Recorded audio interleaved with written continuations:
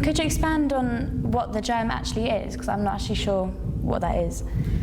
Okay, so the germ is like the essence of your character. So you'd have, as a character, you'd have your super objective, which is what you want, and something to ground you in your past is the germ. So it would be, for example, I'm selfish. So it's the thought your character has about yourself.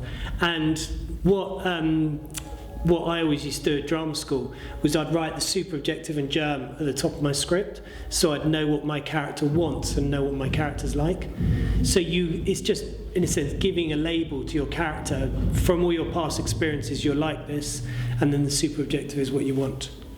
Okay, so in terms of being an actor on stage, the way that I was taught before is to carry a journey with you on stage. So as we were speaking earlier at the beginning of a workshop, there was like an objective. So I used that to sort of go on stage, and I know I'd have an objective.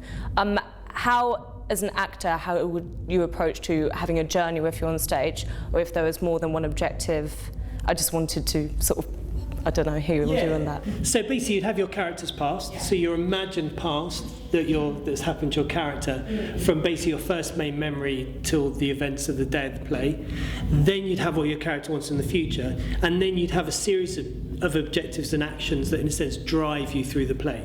So what you can do is your journey is, you have like a journey through the play and a journey through life. And I think as long as you've kind of imagined all that actively, so you've imagined that it happened to you, what you can kind of see, hear, touch, taste, smell, feel, then when you're on stage, you literally just go from one objective to another objective, one action to another action. Early on, Stanislavski used to sit down around the big wooden table, and they used to sit down and write, each bit of the play, they give an objective, an action, an event. But towards the end, he just used active analysis, where they got up on their feet and just improvised with an action, which is like a really good way of doing things. In the training that I'm doing I've done in my first year, we looked at Stanford Meisner and his work that the work that he does. Does the practice that you're teaching now, the Stanislavski, I know that it links in, like how do you link that in to what you're doing, or do you? So I always look at it that if you think about Stanislavski kind of came up with this system, then a lot of practitioners since him have taken off his work and they've taken it in different ways. So actually quite often it's good to come from a Stanislavski base and then explore different practitioners.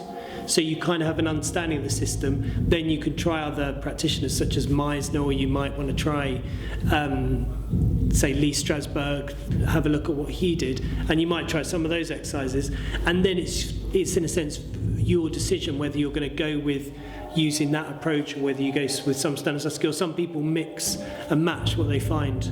So I know some actors that will use some elements of the Stanislavski system, then they might really like a Meisner technique, or they might say, oh, this Michael Chekhov exercise really helps me to understand my character. But actually that's fine. It's about what works for you as actors.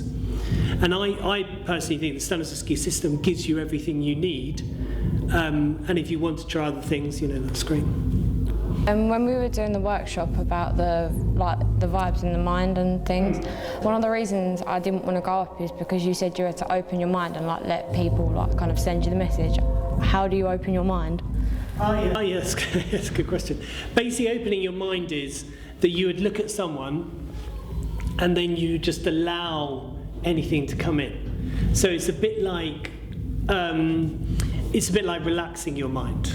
So rather than thinking, right, okay, what I'm going to do is I'm not going to let them come in, I'm not going to look at anything, you just stand here and say, okay, right, if they're going to send me something, I'm going to receive it. So opening your mind is just allowing someone to communicate with you. It's probably something you do all the time. Like, I think a very good example is, say, like siblings or parents and kids or good friends. You've probably been in a situation where you'll see a friend, and a friend will walk into the room and you know something's wrong with them, and then you look at them and you think something's wrong, and what they've done is they've sent you something, you've received it, and then you send something back, and then you ask them what's wrong. So opening your mind is just preparing yourself to send and receive. Do you think it's easier when you're doing it naturally rather than being told to do it? Yeah, like in this kind of situation, probably if you'd come up, you might be thinking, oh, am I doing it right? Am I getting it right? But if you were training doing this every day, you'd get quite used to coming up in front of the same people. And what you'd do is, you'd probably be able to do it quite easily. What I'd suggest is go home and practice with someone at home, or practice with a good friend. So you could literally sit in your bedroom and just practice sending and receiving. And then once you've got it, then you can kind of then bring it into the studio. It's with the same person though. Do you think it would work if you were doing it with someone else? Basically, you should be able to send and receive with most people. So you could start with one person, because say you're in a play with 10 people, ideally you'd be able to send and receive with all of them. So like all of you would be on stage sending and receiving. So earlier we were looking at how you'd use an action to achieve an objective, and obviously if you came in and used the same action the whole time, then it'd become quite dull and quite one colour. And I wondered at what point you should change your action. Is it only when you haven't achieved your objective the first time, or can you change it before that? Or there's kind of no rules about when you change your action. You change your action when you feel like changing your action. So that's very dependent on the circumstances. And it may be you had like one action on a line, or you could have an action on every word in a line. And when we're doing the improvisation with the actions, sometimes you could almost feel like when Yvonne was going to go into that different action, she was going to go in, then Stanislavski would say, that's fine, and you go into the next action, and that's how active analysis works. So when you start, say you were working on a scene from, say, A Streetcar Named Desire, you would improvise a scene with one action, and then say you go into another action. What you'd then do is you'd say, okay, go back and you write down those actions, and you say, all right, I'm going to use that action and that action and that action. so it wouldn't be pre-planned, it would happen naturally, and then you would go back to writing it down, would you? Yes, so I would say use the word like organically, so it literally happens on your feet. So you would say, okay, what action do I have? And say, if you were playing Stella, you might have, okay, this is my action, and then you improvise it and you say, do you know, I felt like this action came in as my character, and then the director or one of the cast might say, and this action and this action, then you'll jot them down, and that will help you next time you do the scene. And would that be similar if you were doing a monologue? Like I would say in a monologue you'd have like a minimum of 3 actions, and you go from one action to another action to another action. And then you could allow them to organically change within that.